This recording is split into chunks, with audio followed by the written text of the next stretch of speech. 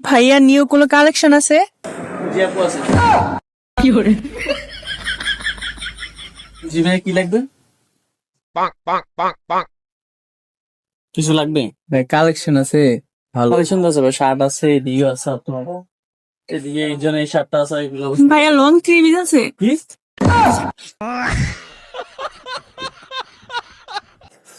ভাই এদিকে মেয়ে দেখছেন আপনি?